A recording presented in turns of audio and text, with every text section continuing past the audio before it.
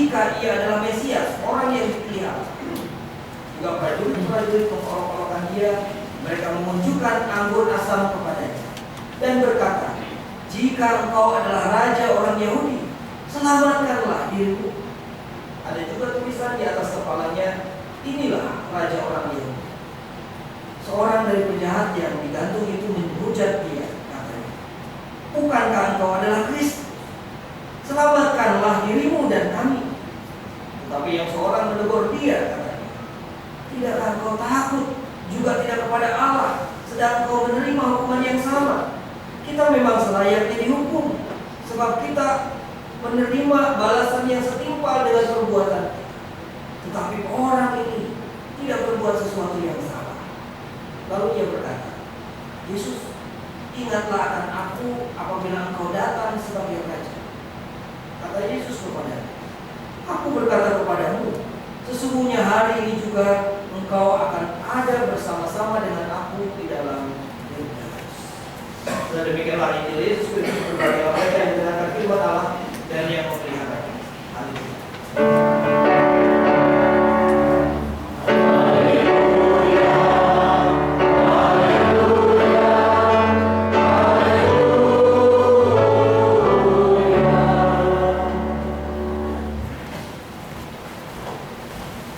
Ada sebuah pengalaman yang dialami oleh Bapak Reformasi Gereja kita, yaitu Yohanes Calvin. Ketika sekali waktu dia mengajar di kelas katekisasi, di dalam kelas katekisasi itu tiba-tiba ada seorang katekisan, yaitu murid katekisasinya angkat tangan dan dia mengajukan pertanyaan. Pertanyaannya gampang, sangat sederhana. Si anak ini angkat tangan lalu dia nanya gini, Bapak, saya ingin nanya, apa sih yang Allah buat sebelum dia menciptakan dunia ini? Apa yang Allah kerjakan sebelum dia menciptakan dunia ini? Pertanyaannya gampang ya. Kalau kita yang menjadi Yohanes Calvin ditanya pertanyaan ini, kira-kira jawabannya apa?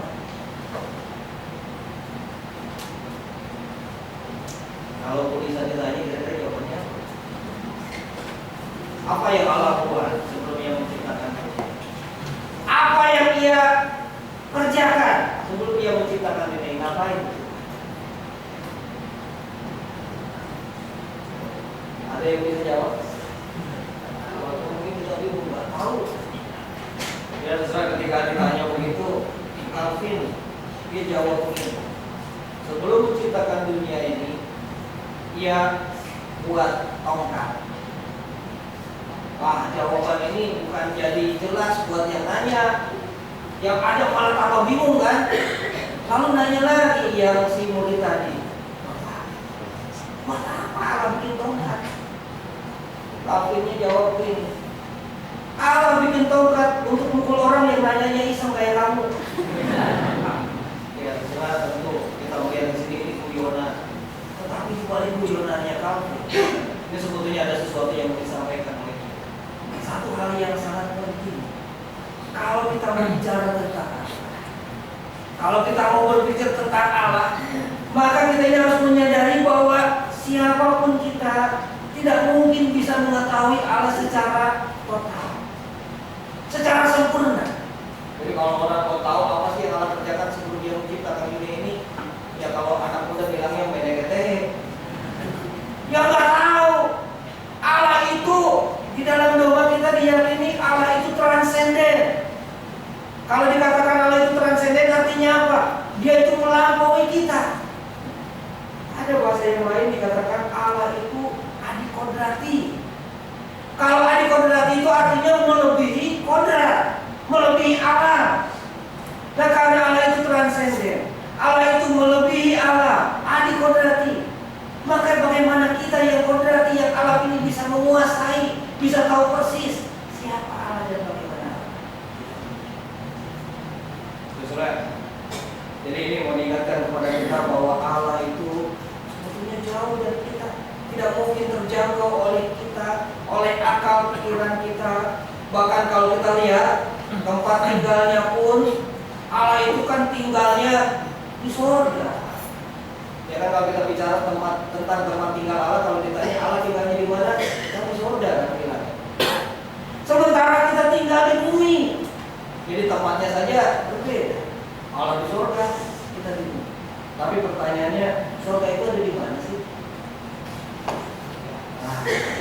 Saudara, kalau ditanyakan surga di mana, lalu mungkin kita bingung di mana nanti. Ya saudara, orang Yahudi meyakini yang namanya surga itu ada di atas. Makanya dalam Quran iman kita juga bilang kan, Yesus naik ke surga. Nah kalau naik ke mana? Yang ke atas gitu. Gak ada naik ke bawah kan? Kalau ke surga dalam bayangan orang Yahudi ada di atas. Kita bisa lihat juga zaman pembangunan menara Babel, orang ingin membuat menara yang puncaknya sampai ke langit. Kenapa? Karena mereka yakini langit itu adalah tempat tinggalnya Allah. Langit dalam bahasa Ibrani itu samayim. Dan samayim itu juga artinya juga surga. Sama ya. Untuk mengartikan surga dan langit satu kata yang sama. Samayim. Jadi Tuhan itu di sana jauh. Kita di sini. Itu kalau kata orang Yahudi, surga di atas. Kalau kata orang Indonesia sebaliknya, surga itu ada di bawah. Buktinya apa? Kan katanya surga di bawah telapak kaki itu. Malah di bawah. Ya saudara, tempatnya tidak tahu di mana. Masih bukan bicara tentang lokasi. Kalau kita bicara tentang surga. Kalau kita bicara Allah tinggalnya di surga, ya sebuah kerajaan besar. Di mana di situ Allah yang bertata, Allah yang berkuasa. Dia raja. Nah kalau kita bayangkan dia raja, kita siapa? Ya kita umatnya, kita rakyatnya. Raja sama rakyat dekat enggak? Belum tentu kan ya. Raja statusnya begitu mulia, kita ini rakyat. Demikian. Jadi bayangan kita, ketika kita bicara tentang Allah, Allah itu adalah Allah yang transenden, Allah yang adikodrati, Allah itu jauh. Tetapi jangan lupa bahwa Allah itu, Allah yang kita sembah, Allah yang kita percayai, bukan cuma Allah yang transenden.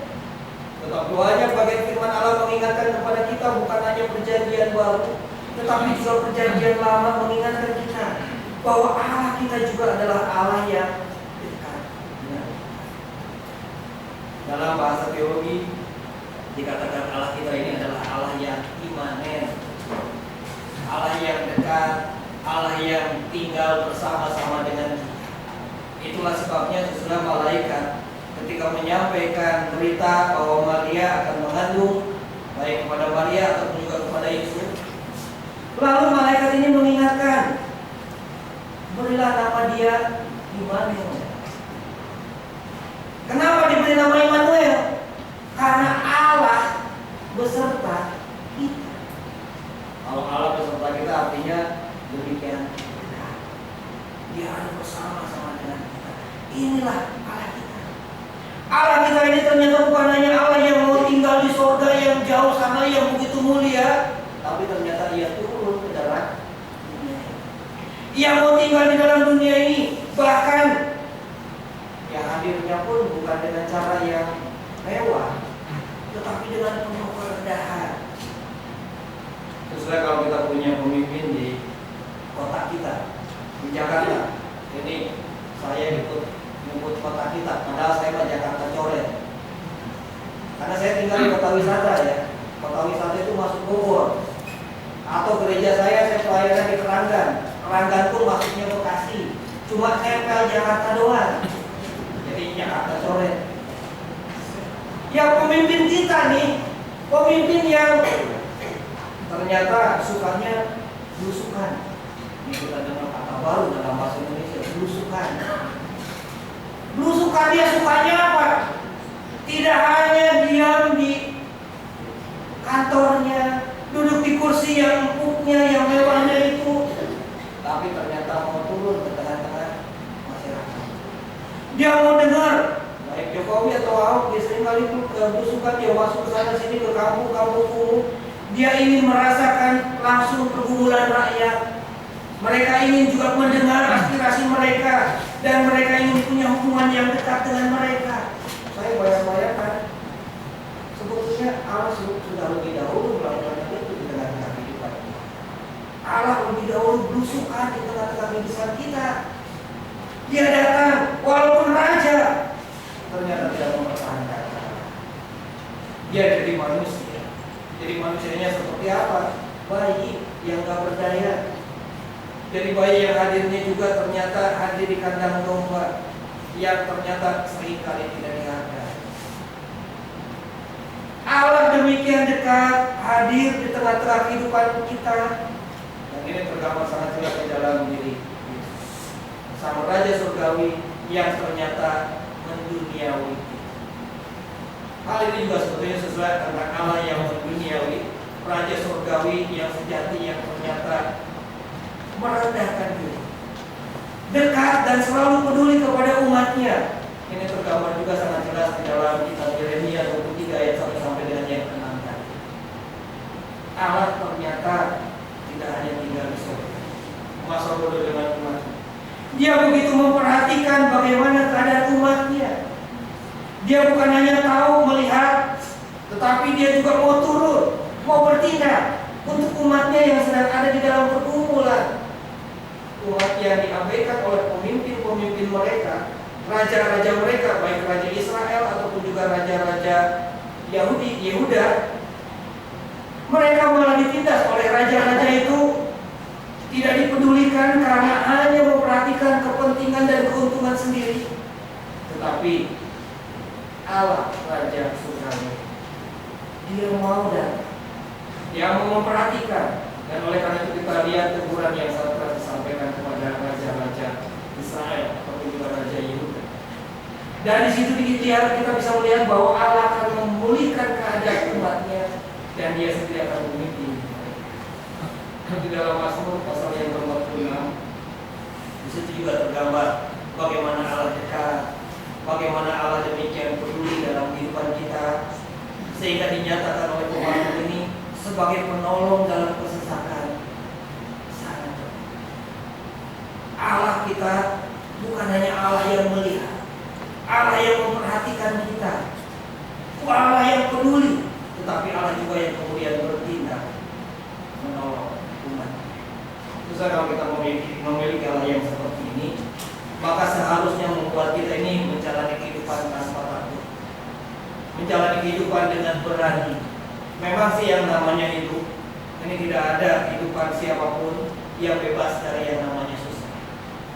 Jangan kita pikir, oh kalau saya beriman, kalau saya baik, kalau saya selalu benar, maka akan bebas dari susah. Tidak ada jaminannya. Ada orang yang karena keputusasaannya mungkin karena keputusasaan lalu mengatakan cuma orang mati yang bebas dari susah, cuma orang mati yang hidupnya senang terus. Saudara percaya nggak dengan omongan itu? Atau bisa meyakini membenarkan nggak omongan itu? Cuma orang mati yang bebas dari susah, cuma orang mati yang hidupnya senang terus. Benar nggak? Benar. Apa itu benar? Bukan. Kenapa? Udah mati? Udah nggak ada perlu apa-apa. Jadi benar dong, nggak susah lagi. Ya sesuai ketika saya menanyakan ke tetangga saya dan memang imannya beda dengan kita. Apa yakin bahwa orang mati itu bebas dari susah? Orang mati itu senang terus. Dia sangat yakin, sangat optimis. Dia mengatakan, oh benar itu. Saya sangat yakin itu. Lalu saya tanya, kenapa kamu yakin? Dia bilang kan buktinya jelas bahwa orang yang mati itu gak ada yang mau balik lagi. Memang dosa gak ada yang balik lagi kan. Jadi dia bayangkan seperti kalau kita piknik ke tempat yang enak, di mana di sana dilayani, segala sesuatu kebutuhan diberikan, kita dapat dengan gampang. Mau balik lagi nggak ke tempat asal kita? Kalau bisa gak usah balik lagi kan. Nah tapi ini kan bukan piknik kalau mati. Tidak seperti piknik, bukannya tidak mau balik, tapi tidak bisa balik.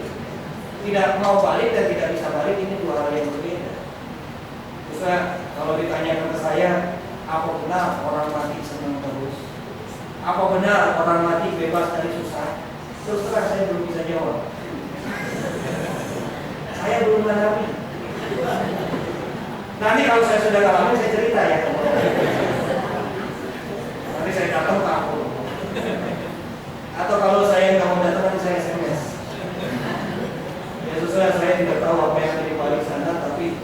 Yang kita lihat dalam kehidupan kita, di tempat kehidupan kita, siapapun kita pasti tidak pernah lepas dari yang namanya susah. Tidak pernah lepas dari yang namanya penderitaan. Siapapun itu bisa dialami. Tetapi saudara, kita sebagai orang yang beriman selalu diingatkan akan kasih Tuhan. Tadi juga diingatkan, Tuhan itu kan bukan cuma jauh, Tuhan itu dekat. Dan karena dekat, Dia juga selalu peduli. Dia selalu siap menolong kita. Dan oleh karena kita memiliki Tuhan yang seperti itu, maka seharusnya kita bisa menjalani kehidupan dengan tetap sabar dan tekun. Boleh hidup kita ini susah, tetapi kita ini sebagai orang yang percaya, seharusnya kita tetap bisa menunjukkan kesabaran. Memang sih saudara, kata sabar ini gampang diomongin, susah dipraktikkan. Enak diomongin, kalau suruh jalanin, ntar dulu bisa. Pernah saudara pelawatan lalu menasihati, memberi kekuatan kepada orang yang sedang ada di dalam penderitaan yang kita lawat. Sabar ya Pak, sabar ya Bu. Lalu dibantah sama bapak atau ibu itu. Ada mereka suka ngomong gini, walaupun mungkin dalam hatinya ya, sabar, situ sih gak ngalamin. Nah ini kan satu pemberontakan sebetulnya. Sabar itu enak diomongin, tapi dijalanin itu susah. Dalam bahasa Indonesia memang tidak tergambar ya betapa susahnya. Tapi saya ingin ajak saudara melihat sabar itu tidak enak. Jadi dari satu bahasa Mandarin, ini hurufnya begini, bisa baca?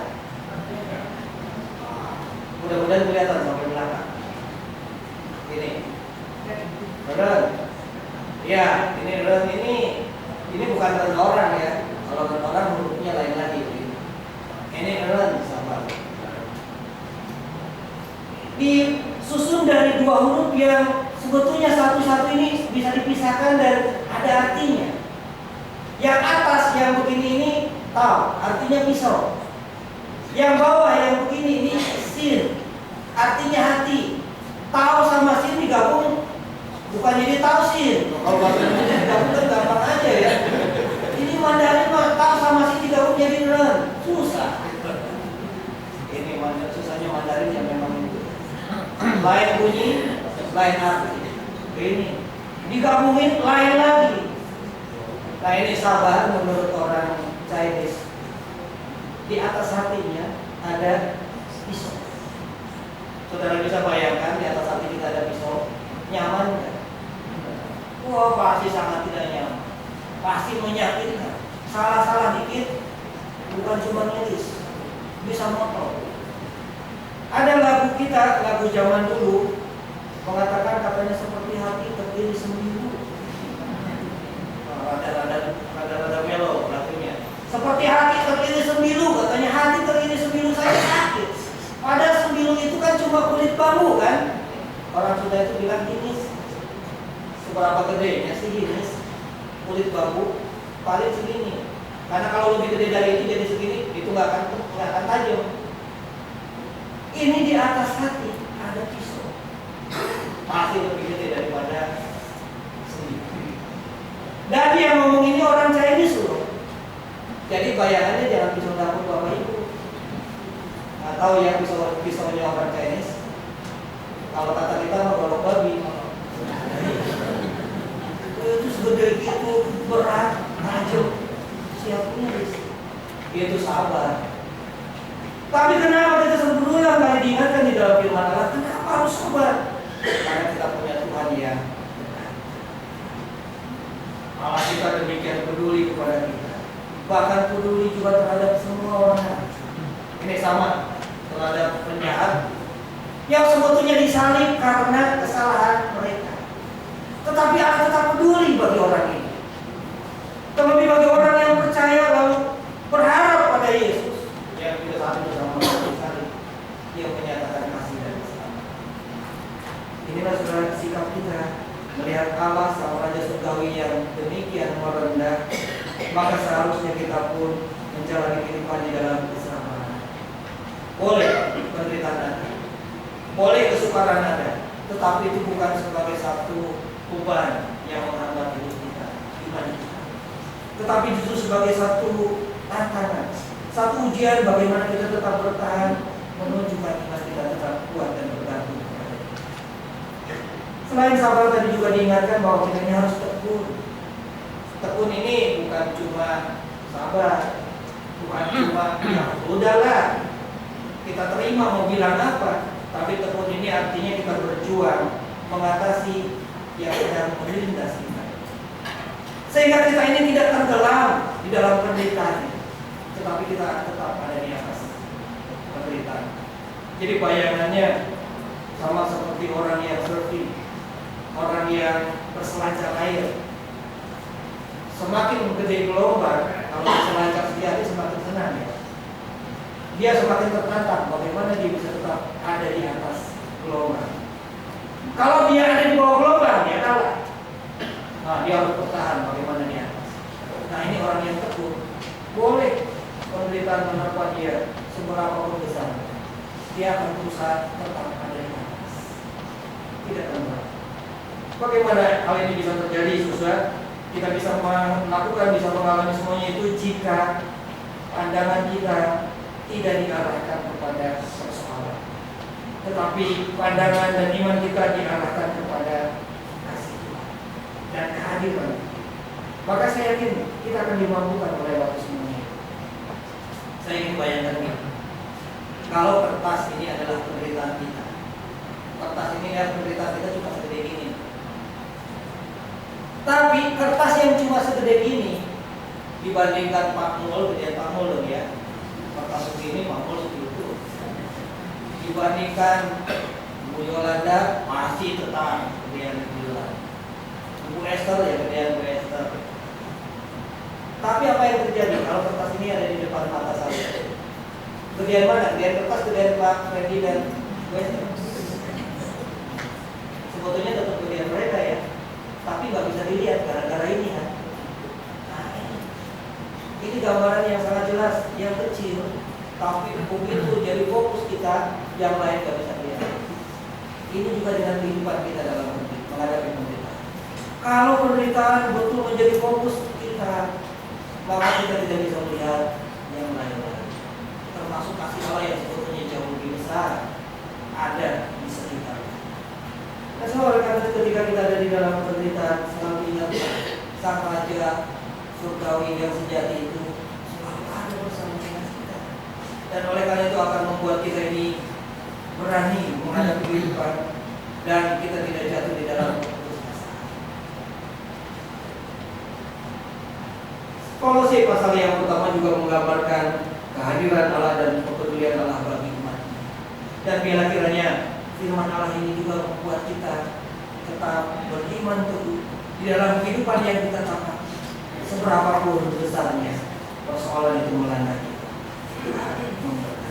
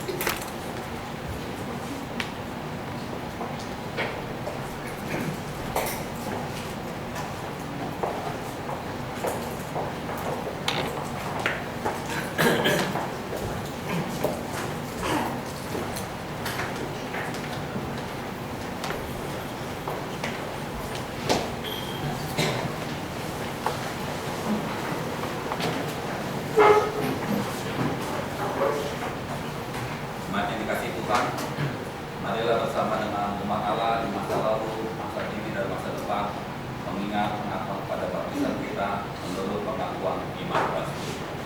Aku percaya kepada Bapa yang Maha Kuasa, Hari langit dan bumi, dan kepada Yesus Kristus, Anak yang tunggal Tuhan kita, yang dikandung dari Roh Kudus, Maria dan pada Maria, yang menderita sengsara di bawah pemerintahan Pontius Pilatus, disalibkan, mati dan dikuburkan, turun ke dalam kerajaan maut. Pada hari ketiga, bangkit pula dari orang-orang mati, naik ke surga, duduk di sebelah kanan Allah, Bapa yang Maha Kuasa. Dari sana ia akan datang untuk mengakhiri orang yang hidup dan yang mati. Aku percaya kepada Roh Kudus, gereja yang kudus dan am, persekutuan orang kudus, pengampunan dosa, kebangkitan orang mati dan hidup yang kekal. Amin.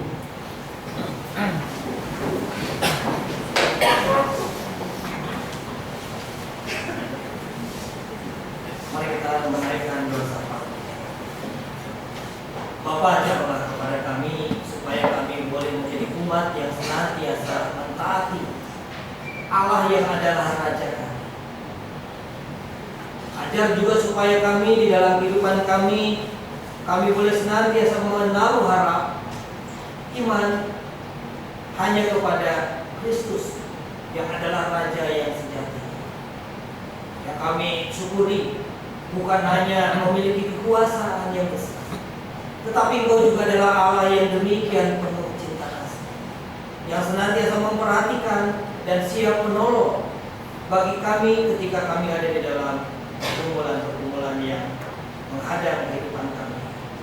Dan oleh karena itu Bapak, saat ini kami ingin berdoa. Kami ingin berdoa untuk pergumulan kehidupan yang kami alami, dan kami juga saat ini ingin membawa pergumulan dan kerinduan keluarga kami. Keluarga kami masing-masing ingin kami naikkan di dalam segala permohonan dan kerinduannya dalam doa pribadi kami. Tuhan benar.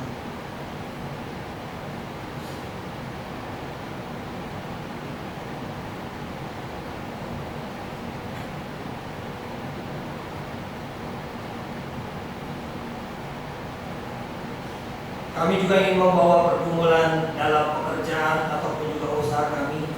Dan oleh karena itu kami ingin bawakan pekerjaan dan usaha kami di dalam doa pribadi kami kepadamu. Tuhan dengar.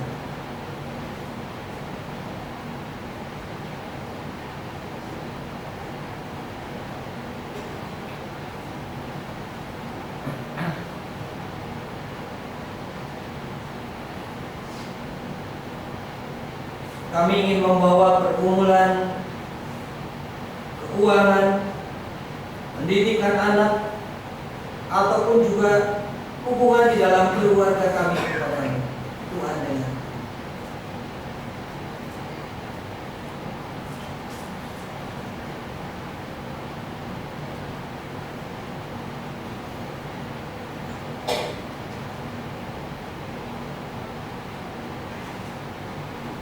Bapak, saat ini kami juga ingin mengingat akan saudara kami yang sedang ada di dalam kelemahan tubuh karena sakit, ataupun juga di dalam masa pemulihan. Biarlah kiranya Tuhan senantiasa memberi kekuatan dan kesabaran bagi mereka, berkat kesembuhan dan kesehatan yang sempurna bagi mereka yang mengalami kelemahan tubuh. Berkatilah obat-obatan, makanan, minuman, ataupun juga istirahatnya, sehingga semuanya akan semakin mempercepat kesembuhan yang asalnya dari Tuhan. Kami berdoa bagi panitia H2PG yang sedang mempersiapkan kegiatan Natal dan Tahun Baru. Berikan kesehatan, berikan motivasi yang benar dan semangat untuk melayani demi kemuliaan Tuhan, dan juga segala persiapan yang dilakukan sehingga semuanya semakin menolong jemaat-Mu untuk benar-benar dapat merasakan dan semakin memperkuat iman jemaat-Mu untuk mengasihi dan mempercayakan hidupnya di dalam tangan Allah yang penuh kasih. Kami ingin berdoa untuk pencalonan penatua masa pelayanan 2014-2017.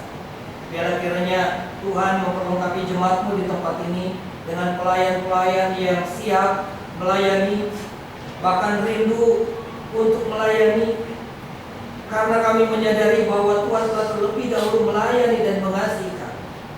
Dan sebagai ungkapan syukur, biarlah Tuhan ketuk setiap jemaat-Mu, hati anggota jemaat di tempat ini, agar juga memiliki kerinduan untuk menanggapi panggilan Tuhan ini untuk menjadi pelayan sebagai penatua di gereja. Berkati prosesnya, Bapak. Kami berdoa juga untuk saudara kami di Filipina, mereka yang menjadi korban badai Highland. Demikian banyak mereka yang menjadi korban, baik yang meninggal ataupun juga yang kehilangan tempat tinggal dan terluka. Biarlah kiranya Tuhan memberikan kekuatan bagi mereka yang mengalami luka dan juga bencana yang demikian besar. Tuhan senantiasa menolong, mencukupkan akan apa yang menjadi kebutuhan mereka. Tuhan juga yang akan menjaga kesehatannya. Tuhan juga gerakan setiap kami, bahkan setiap orang, untuk kami boleh peduli dan tergerak untuk turut membantu meringankan penderitaan mereka. Pakailah kami akan dapat menjadi saluran berkat kasih. Bapak, inilah doa kami yang ingin kami naikkan dan kami alaskan hanya di dalam nama Tuhan kami Yesus Kristus. Tuhan yang sudah mengajar kami berdoa. Bapa kami dikuduskanlah namamu, datanglah kerajaanmu, jadilah kehendakmu di bumi seperti di surga. Berikanlah kami pada hari ini makanan kami secukupnya, dan ampunilah kami akan kesalahan kami, seperti kami juga mengampuni orang yang bersalah kepada kami. Dan jangan membawa kami dalam pencobaan, tetapi selamatkanlah kami dari jahat.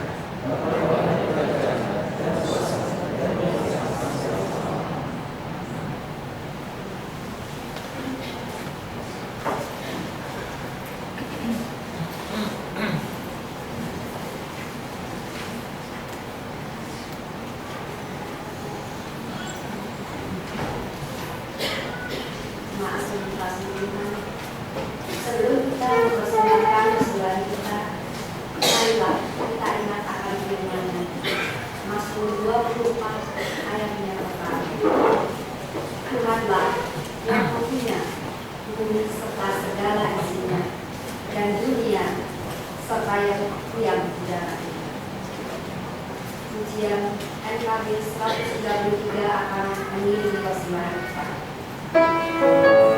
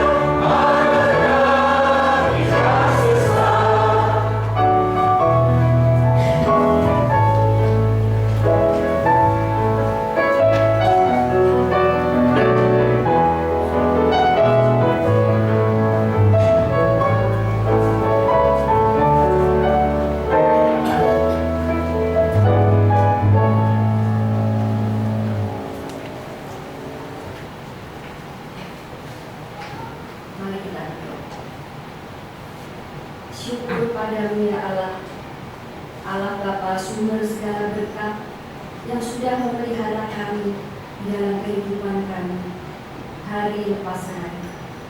Ya Bapa, pada saat ini kami datang dengan membawa persembahan kami kepadamu. Yalah Tuhan, Engkau yang mengkuduskan persembahan ini, agar persembahan kami juga boleh berkenan di hadapan Tuhan bagi kemuliaan Tuhan. Bapa yang di surga, ajar kami untuk memberi yang terbaik untuk Tuhan dan sesama kami. Inilah doa syukur kami ya Bapa. Hanya di dalam nama-Mu kami berdoa dan bersyukur. Amin.